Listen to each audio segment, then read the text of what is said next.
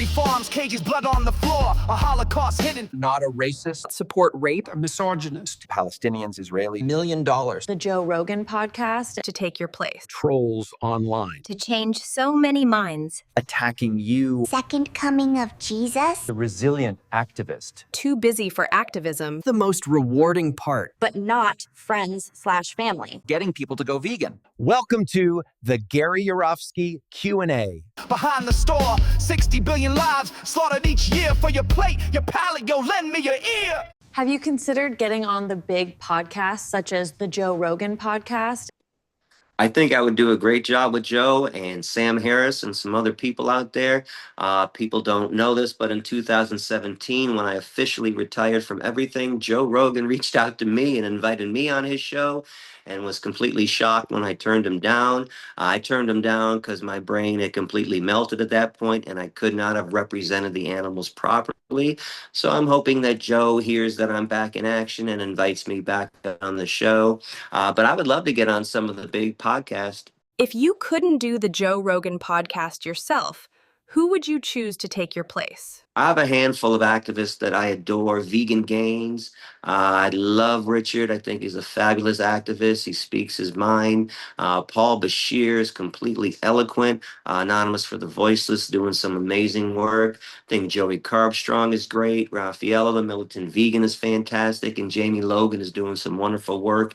Of course, there are many other activists doing some stuff, but those 5 people really come to mind right now, and they're trailblazers right now. What's your message for people who say they are too busy for activism but have money? Listen, you got to find time, man. However busy you are is not worse than what the animals are going through. And I get people are busy. People have families. People have businesses. You can certainly find some time to throw in some activism. It doesn't have to be full time like I was, or like Vegan Gains and Paul Bashir and Joey and all the other people that are just nonstop activists. But you can find time, and if you have extra money, donate that money. Again, I think I've said this before on some podcasts. If you're tithing money to your church, to your synagogue, to your mosque, fuck that. Stop giving money to these fucking religious institutions. Take that money instead, send it to some sanctuaries. Send it to Anonymous for the Voiceless. Send it to somebody. Send it to some grassroots organization that's doing some really good educational work. But so take whatever money you can, donate what you can, but find some time.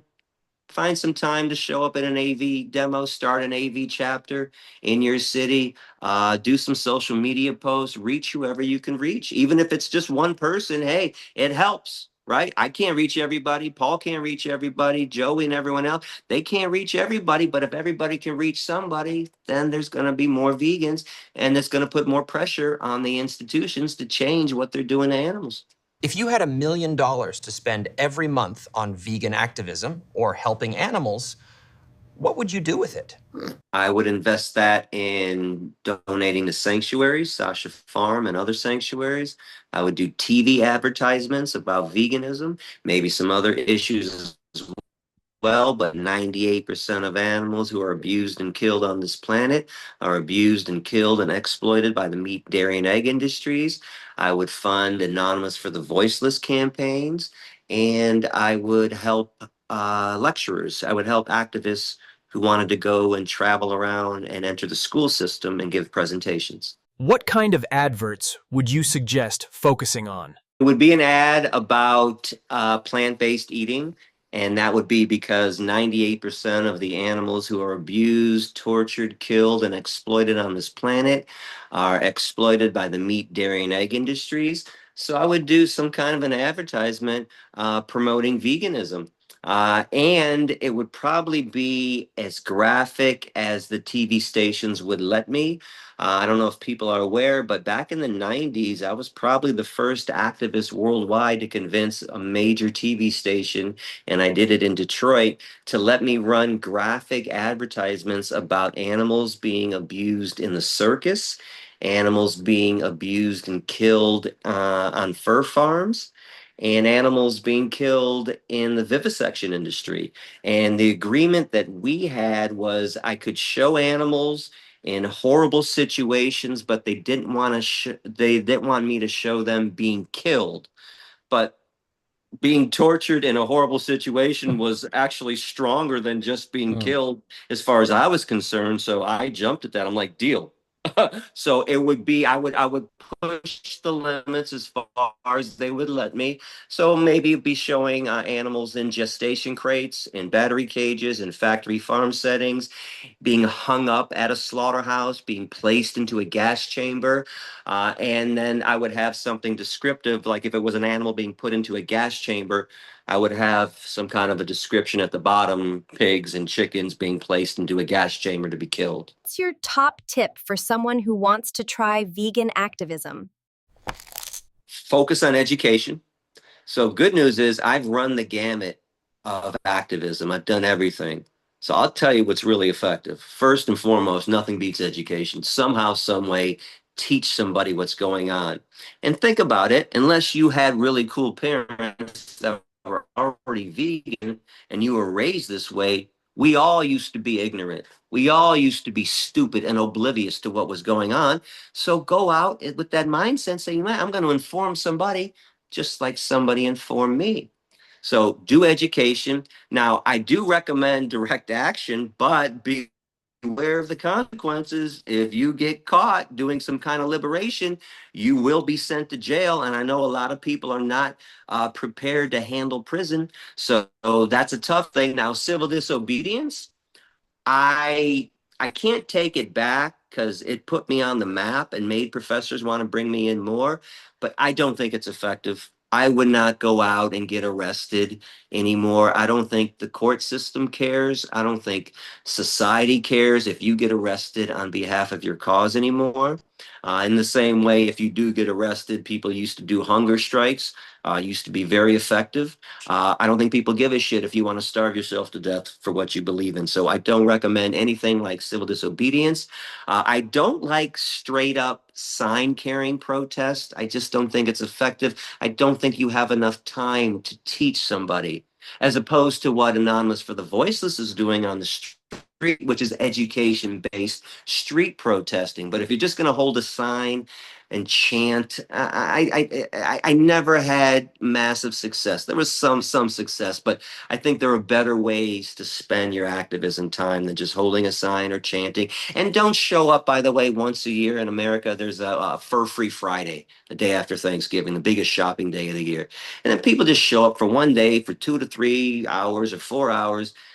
Come on, it has to be a more sustained campaign that you're going to get involved with, not just once a year for a couple hours. So focus on education would be my best advice. And help the sanctuaries. Go volunteer. If all you can do is spend a couple hours on the weekend, hey, find your local sanctuary. Go there for 2, 3, 4, 5, 6 hours and help them out. That's actually great stuff. And maybe even here's something else that's actually good nobody thinks about. Ask local restaurants in your area to put vegan food on the menu. This helps people experiment that wouldn't normally experiment. And then all of a sudden, if they start selling some of these plant-based items, guess what? Next year, they're going to put another one on. Next year, another one. And this is how McDonald's is going to be mixed soy one day, and Burger King is going to be Soy King one day. The more items that are selling that are vegan-based, the more vegan-based items they're going to have until they realize, you know what, why are we selling this meat shit? The vegan stuff outsells it. They're going to get rid of the meat stuff. So convince restaurants to bring more plant-based foods into their establishments. What made you such a resilient activist? Because I was in the classrooms and I saw how the students were responding. I listened to the professors who absolutely adored me and what I was doing. And I was just, I had blinders on to the movement, to the criticism. Now, don't get me wrong, I heard it, but I didn't care because I, I was converting people every day. Do you realize every day from the year 2002 when I lectured full time up until the end of 2014, besides the weekends, so Monday through Friday, every single day, I was converting anywhere from 5 to 100 people to the vegan lifestyle. I mean, it was nuts. I got to see change happen. So I knew what I was saying was working. And I was just I was on the warpath, man. I couldn't be stopped. You know, my brain melted, and that's what stopped me. But I kept thinking about what the animals were going through, and I didn't care about the criticism that was thrown my way at that time. What's the first ever slaughterhouse footage you ever watched? 7 Minutes of Hell by PETA. It still torments me. In fact, the song they use is a Pink Floyd song, No More Turning Away. I cannot listen to that song. I haven't listened to that song since 1996. I can't because I had the whole slaughterhouse footage on my mind. It's one of the most horrifying things anyone has ever seen. 7 Minutes of Hell. What is a trait that separates a successful activist from an unsuccessful one? Determination, being willing to do anything and say anything, being willing to stand in front of whatever crowd. I would speak in a slaughterhouse if they let me. I would speak anywhere. And I spoke in animal agriculture classes at Ohio State 6, 7, 8 times a year. So you just have to be willing to put everything on the line and represent the animals like you would want to be represented if you were in their position. What's the secret to your ability to change so many minds through speeches? Genuineness, honesty, openness, not being a politician. That's the best thing you can do. Don't tell people what they want to hear. Tell them what they need to hear. Gary Yourofsky's speech in Georgia changed my life. I went vegan that same night and never looked back. He's the greatest vegan orator alive today. No one delivers the truth with that kind of fire. Yourofsky has converted more people to veganism than any individual activist. His logic just cuts through all the excuses. How do you explain being able to make so many people go vegan, but not friends/family? Yeah, I wish I knew the answer to that. Friends and family never listen to me. They just turned their noses up towards me, turned away from me, closed their eyes. And I'm great with strangers, so I don't know why. But if somebody has the answer, they can send me an email. But I actually gave up on trying to convert friends and family decades ago. Once they stopped listening, I decided to go out and reach other people and find the people that did want the information. And I'm going to ask everybody, use that radar, use the vegan radar. Nowadays, mine is really honed too. I can walk into the gym, whichever gym I'm working out at, I'll be like, you know what? That person would be open to this. This person would not be open to this. I am not going to waste my breath on that person. So find the people that are willing to listen, and keep in mind, just like me, just like you, just like everyone else, unless you had vegan parents, you didn't know at one time either. And somebody reached out to us and taught us. So that's our job now as activists. Reach out and find those people that need to hear the message. What's the most rewarding part about being a vegan activist? Opening people's minds and helping the animals. I mean, it's all about saving them. Every time that I am able to reach somebody, that means they're not going to consume animals, wear animal skin, and support the exploitation of animals. So that makes a world of difference to the victims who need it. Do you think that by you taking a break had any positives for your activism? Yeah, no, well, listen, I mean, maybe me disappearing made my speech go more viral than it would have. Maybe there was this legend, the legend, like, and I wasn't even aware that people around the world were listening to my speeches. I really wasn't. I'm not trying to be humble when I say this. I had no idea my reach was this massive. I knew I was reaching the students I spoke to, but that was the focus. That was my focus. I didn't know who else was listening. And to be honest, I didn't really care who else was listening. My goal was just reaching those students. So yeah, maybe it created this legend. Oh my God, Gary disappeared. What happened to this guy? You got to hear his speech. People start passing it around more and more. Maybe that was what, like, when things happen for a reason. Maybe I was supposed to have this breakdown so the legend of this Georgia Tech speech got out there more. Why do you think people spend so much time attacking you or attacking other activists? Quite frankly, I think because people don't know how to be an effective activist for the animals. So instead, they choose to attack those who are effective for the animals. It's done out of jealousy, as far as I'm concerned, that they're upset that they can't reach as many people as I reach, as many people as George reaches, as many people as Paul Bashir reaches, and Vegan Gains. So, and people still worship at the altar of humanity, and it's this left-wing crowd that still thinks that human life is more sacred than animal life. I stopped worshiping at the altar of humanity decades ago. It's absurd to place humans on this pedestal and claim their lives are more special when they're the exploiters. They're the oppressors. They're the ones that if you got rid of them on the planet, everything else would thrive. So people want to attack me and others who don't want to speak out on behalf of human rights issues and want to solely focus on the victims, the massive amount of animal victims that dwarfs all the human victims throughout history. Just this month alone on the entire planet, more animals will suffer and die than all human beings in the history of humankind. But it's jealousy. It's ineffective ways to be an activist. So let's go attack. Yeah. Let's just critique Gary and everybody else and tell them they should do it this way or that way. What's your advice for dealing with backlash or trolls online? Block, delete. Honestly, listen. What I don't like about social media is if the person on the other end of the computer or the phone is unwilling to listen, you are wasting your time trying to type this eloquent answer.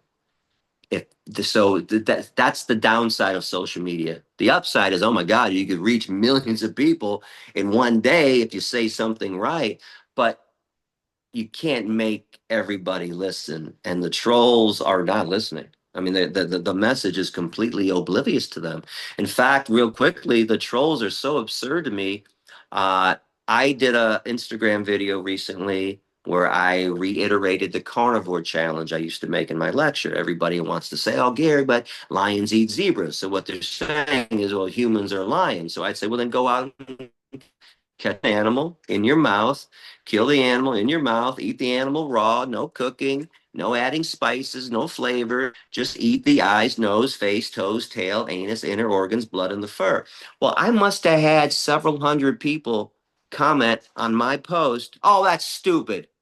It's your fucking statement. What do you mean it's stupid? Yes, it's stupid that you say humans are like lions, so that I say go act like a lion, and you go, but that's stupid. The trolls aren't even listening nor understanding their absurd excuses and rationalizations. So but I didn't engage with any of them. As soon as I saw that stupid, block, delete, move on to the next person. And there were so many good people saying things like, hey, I've been eating meat my whole life, but you're right. You got me thinking about this. How can I start eliminating? And then I'm like, oh, great. Here's what I want you to do. Watch my speech. Go watch Earthlings. Start eating some more fruits. Start eating more vegetables. Add some grains to your diet. So now I can encourage the people that are thinking, right now, I want to focus my energy, and I think the movement should focus their energy on those who are willing to listen, those who are completely unaware but open-minded. So even when I went and did my lectures, I walked into a classroom, instantly I knew who was listening. I could read everybody. It was good, bad, on the fence, good, bad, really bad. So as I lectured, I would focus on the good people who were listening. And I would literally pass over the bad people who weren't paying attention, who I knew were troublemakers. Forget about them. I got these 17 people over here listening. These 8 people, fuck them. I'm going to get the 17 people today. They can jump on later, or I'm going to end up going back to them later on. If the world is going to go vegan anyway because of things like lab-grown meat, etc., what's the point of doing any activism or getting people to go vegan? Well, first of all, that's not a guarantee. That's prognostication. And yeah, I put that out there in several podcasts. I see that happening. That doesn't make it so. And society still needs to be prodded in that direction. And the corporations of the world still need to be prodded to go and do that. So we have to continue until it actually happens. You can't assume that evil people are going to do completely wonderful things unless they're forced into it. So as activists, we still have to force the issue. We still have to force compassion on the evil corporations and evil human beings who don't want to necessarily make that change right away. Is it true that you are not a racist and you do not believe white people are superior to black people? That's, of course I don't. I think white people are probably the worst group of people on the planet, the oppressors of all oppressors. That would be absurd for me to be a racist. Is it true that you are not a misogynist and you do not believe men are superior to women? That's true. In fact, I would, if I had to place, pick one group over the other, I would pick women over men. Men are a disgusting species. Is it true that you do not hate or wish harm on women, black people, Palestinians, Israelis, trans people, gay people, or any marginalized group? That is true. But I am not a fan of the human race. And if I had the power to extinguish human beings, I would not be selecting certain groups. I would extinguish all of them. So when people try to say, oh, Gary doesn't like this group or that group, Gary doesn't like human beings because human beings are oppressors and exploiters of animals. And you can't be anti-slavery and pro-slave masters. Malcolm X once said, you can't be anti-domestic abuse and pro-wife beater. To me, I find it odd that anybody would be in favor of human rights while human beings collectively, knowingly, and purposely oppress, exploit, steal the babies, rape, kill, harm, and murder animals by the trillions. Is it true that you do not support rape in any way? I think rape is the most evil thing anybody could do to somebody else. And I know why people bring this up because I wrote an essay in 1997 where I wished that all the violence that humans inflict on animals returned to them. And when I said, now, now by the way, no one has ever read the actual paragraph. I'm going to try to do it verbatim. I said, sometimes I think the only effective way of destroying speciesism is for each uncaring human to have to live the life of an animal. A monkey in a laboratory, an elephant in the circus, a cow in a feedlot. Maybe then they will understand what it's like to be treated like nothing. Then I wished several horrible things happened to a bunch of people, and no one's ever complained about these other things. I said, I hope that sons shoot their fathers accidentally while they're on hunting trips. No one's ever complained about that. So is that okay? I also said that I hope matadors and circus abusers get stomped to death by the elephants and the bulls that they're tormenting. No one's ever complained about that line that I said. Then I said, I hope that women in fur coats get raped. People complained about this, but I followed up that line by saying, I hope men in fur coats get raped so horribly they become disemboweled. No one's ever complained about the male rapes. Then I said, I hope that vivisectionists catch diseases and they die slowly because they're wasting time fucking around with mice and monkeys, not finding cures. So isn't it odd that I wished 5 horrible things, which by the way, to me was a militant comedy roast. I wrote it with Malcolm X and George Carlin on my mind, so it was a mixture of both. But I picked the rape because what was I supposed to wish on someone in a fur coat? That they hit the lottery? that they're walking down the streets of LA one night and Brad Pitt and George Clooney fall in love with them? I mean, what was I supposed to wish? Something nice? I wanted to wish something evil on somebody doing something evil. So the most evil thing I can think of to do to a woman was rape. That doesn't mean I support it because I think all rapists should be executed. Executed. And by the way, the people that complain about what I said are probably the same people that are anti-capital punishment, that want to keep the rapist alive while I want to Kill the rapist. I also think people are full of shit with this because, at least in America, I'm sure it happens in Britain and everywhere else, every time a child molester or a rapist goes to jail, this is what the comment sounds like. I can't wait till Bubba gets a hold of him. Well, what the fuck do you think Bubba's gonna do to him in prison? Have a consultation? Or rape his asshole? So stop it. And people wish rape all the time on evil people. The problem is that it wasn't that I wished rape. Nobody thinks a woman in a fur coat is as evil as a child molester. Well, go ask the mink that had his or her neck broken and the skin ripped off their bodies. Go ask the fox, by the way, who was anally electrocuted, who was raped in the ass to kill him, if he thinks that the woman in the fur coat isn't evil. Go ask the chinchilla who was vaginally electrocuted, who was raped so the woman could have a fur coat. And I think from the victim's standpoint, they'd feel differently. Do you think you are the second coming of Jesus? I don't, but I got to tell you, several people have told me that with a straight face. So I listen. I think I'm a goofball. This is what's funny is people think Gary's a narcissistic, egotistical, arrogant prick. After I'm done with the gym, Gary gets into his underwear in his house, sits in front of the TV set, and smokes weed. And then the weed helps me think of cool things to say to people about this cause. But I'm a goofball. I'm baby talking all day long, driving everybody crazy. Do you read a lot? And what books would you recommend to people? This is interesting. You know, the first book I ever read about animal rights was in, I think, 2002 when it came out. I might have the years off, but it's 02, 03, 04. I was already vegan for 6 years, but the first book I read was Dominion by Matthew Scully.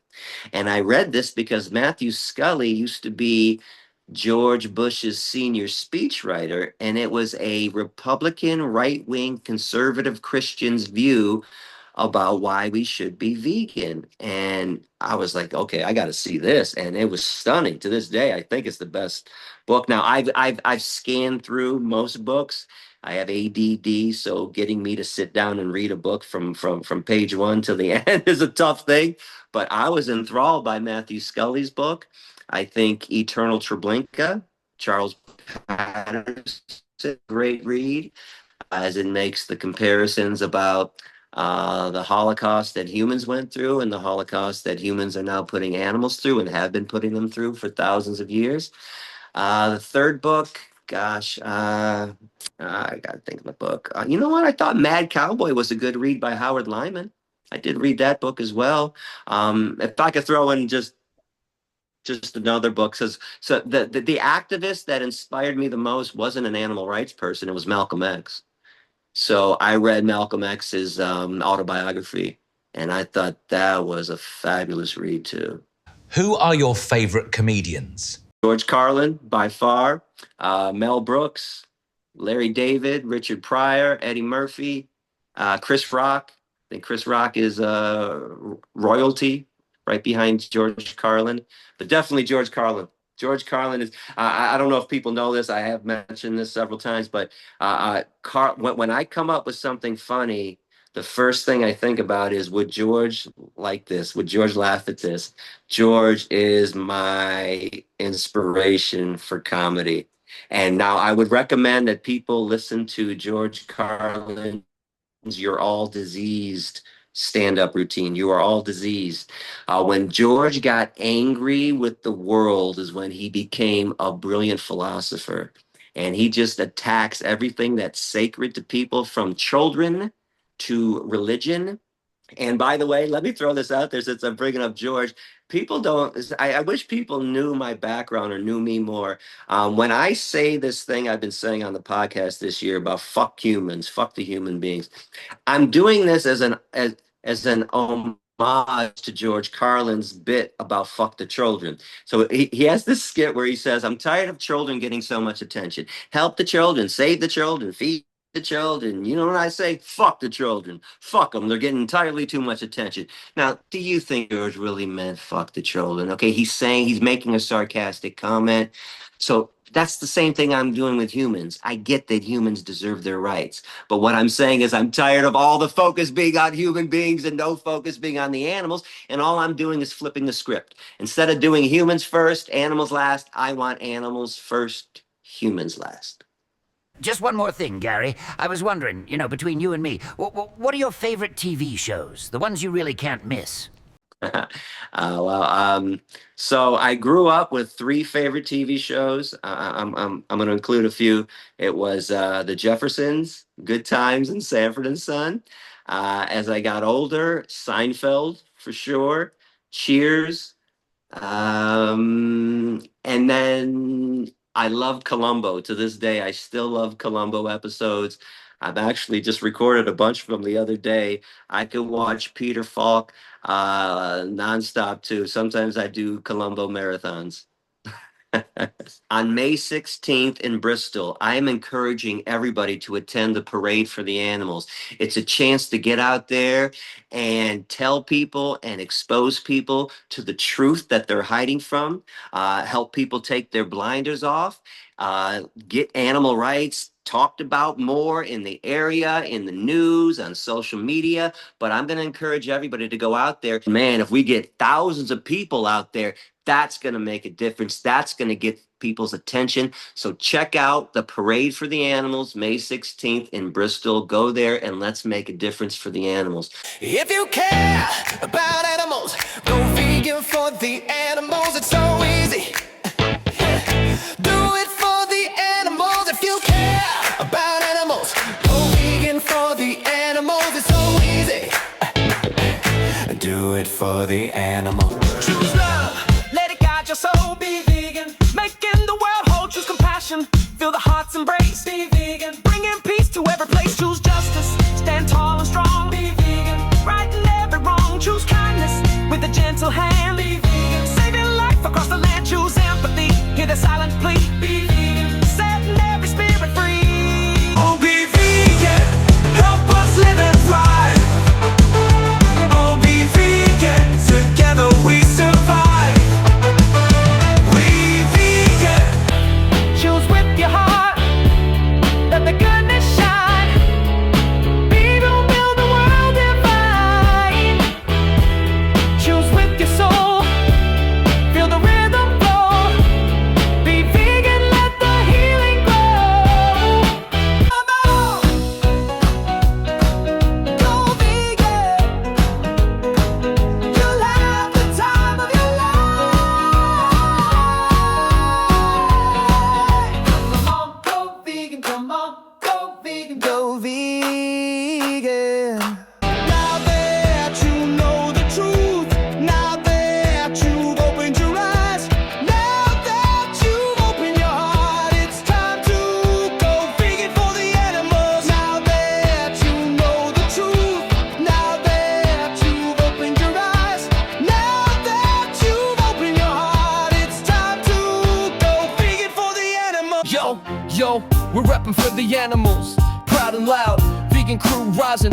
We're drawing a crowd for the cows in the fields, the pigs in the pen. We're their voice, their hope, their truest friend. No chains, no cages, we're breaking them free. Vegan for the creatures, that's our decree. From the farm to the city, we're spitting the truth. For the voiceless ones, we're rallying the youth. Be vegan, be vegan.